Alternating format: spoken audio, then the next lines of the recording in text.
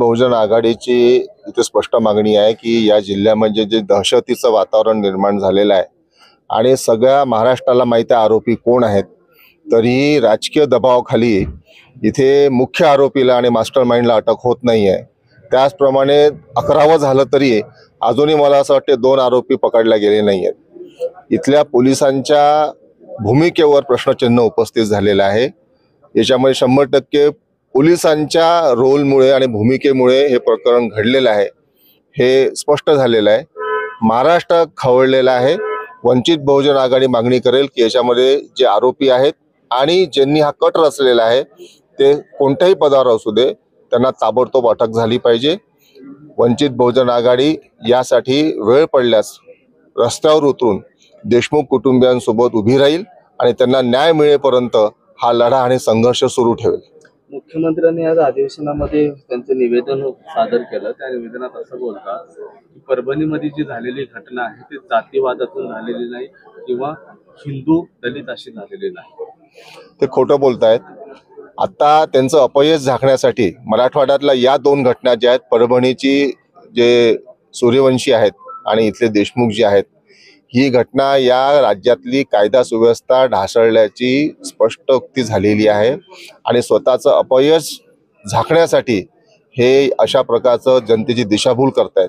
या दोन्ही घटना या कायदा व्यवस्था ढासळल्याची आणि राज्यकर्त्यांची वंचित शोषित घटकांवर ही अन्याय करण्याची भूमिका स्पष्ट करते आहे। परभणीमधली जी महिला आहे वत्सला नावाची ती हायपर आहे आणि त्याच महिलेने पोलीस कॉन्स्टेबलला मारहाण केली होती म्हणून ते ऍडमिट आहेत आणि ते महिला पोलीस जे कॉन्स्टेबल आहेत त्याही अनुसूचित जातीचे, त्यामुळे ह्याच्यात जातीवाद कुठे येत नाही असंही फडणवीस नाही। बघा कसं आहे, पोलीस यंत्रणा त्यांच्या हाताची आहे। या जिल्ह्यामध्ये मराठवाड्यामध्ये देखील साधी कंप्लेंट जरी कोणी केली तर पोलीस घेत नाहीत आणि ज्यांची इथे सत्ता आहे त्यांच्या मला अशी माहिती आहे याच्यामध्ये की इथे वाल्मिक कराड यांनी इतरांवर 200 गुन्हे दाखल केलेले आहे। एक माणूस 200 FIR कसा दाखल करू शकतो? त्यांनी दाखल केलेले 200 FIR आहेत तिथे।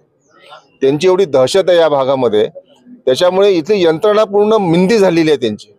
त्यामुळे हे जातीवादाचे त्यांनी जे आता दिशाभूल करणं लावलेलं आहे सर्वथा चुकीचं आहे। जातीवाद सरकार करते आहे, इथले प्रस्थापित राजकारणी करतायत आणि इथे मागासवर्गीय आणि गरीब मराठा यांना टार्गेट करून त्रास देण्यात येत आहे आणि त्यांची शोषण करण्यात येत आहे। परभणीमधला जो तुमचा लढवया जो शहीद झालाय सोमनाथ सूर्यवंशी, ते त्यांचं गाव नाही त्यांच्या बहिणीचं गाव आहे, ते फिरायला आले होते असे फडणवीस म्हणतात। आता फडणवीसांनी काय म्हणायचा हा त्यांचा प्रश्न आहे। LLB चे विद्यार्थी होते, गावाला आले होते, संविधानाच्या प्रतिकृतीची नासधूस झाली, आंदोलन करत होते। आंदोलन करणं हा प्रत्येकाचा अधिकार आहे आणि म्हणून तुम्ही त्यांना बेरहमपणे मारणे आणि त्यांचा मृत्यू पोलीस कोठडीत झालेला आहे हे सत्य नाकारता येत नाही।